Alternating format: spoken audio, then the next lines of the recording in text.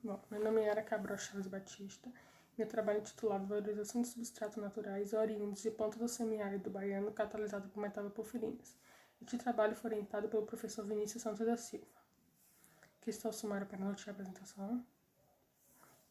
Bom, as porfirinas são complexos tetrapirrólicos encontrados na natureza que possuem considerável importância para a vida na Terra, estando presente em enzimas dependentes de citocromos P450, na hemoglobina e mioglobina, responsável pelo transporte e armazenamento de oxigênio nas células, na clorofila presente nas plantas.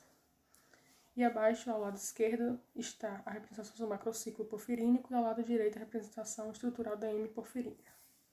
Os citocromos P450 é uma classe de enzima presente em diversos organismos vivos, como, por exemplo, plantas, bactérias e fungos. Essas enzimas que desempenham um papel fundamental no metabolismo de compostos endógenos, como, por exemplo, colesterol, e exógenos, como, por exemplo, xenobióticos.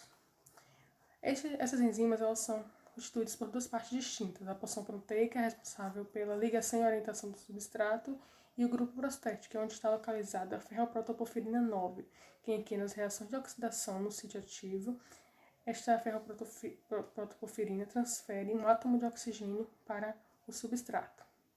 Bom, diante da presença dessa metaloporfirina no grupo prostético das enzimas, são realizados compostos biomiméticos nas reações de oxidação de substratos orgânicos.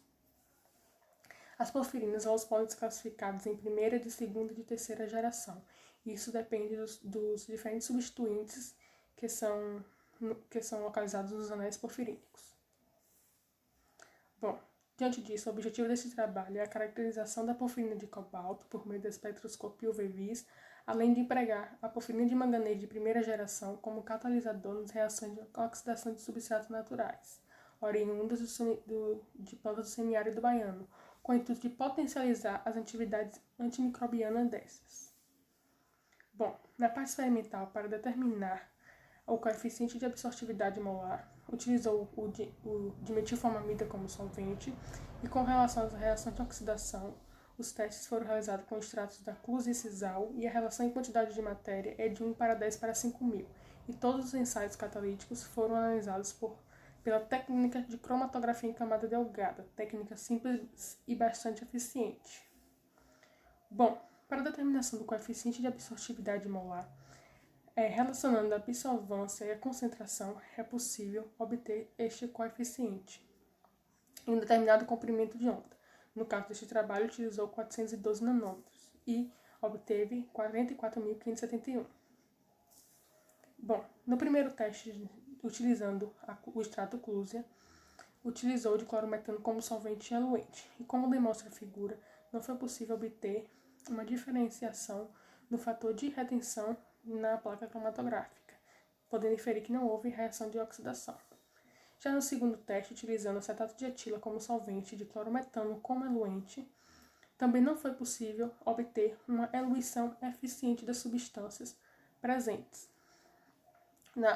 no extrato.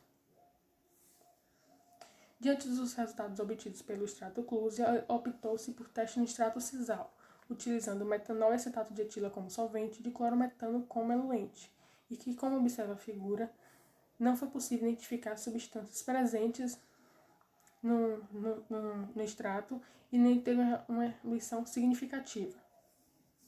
E, por fim, utilizou-se metanol e acetato de etila como solvente e hexano e acetato de etila na proporção 7:3 como eluente.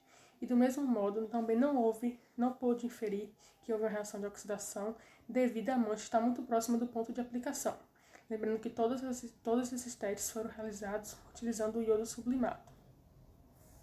Deste modo, as considerações finais foi que a porfirina de cobalto ela foi caracterizada em que obteve 44.571 como valor de absortividade molar na presença de metilformamida, e com relação às porfirinas de manganês, os resultados não foram eficientes por meio da cromatografia em camada delgada, de modo que é necessária a utilização de outros métodos de análise, como, por exemplo, a cromatografia em camada líquida de alta eficiência. Deste modo, agradeço ao FRB, ao CFP e ao FAPESP. Esse foi o meu trabalho. Obrigada.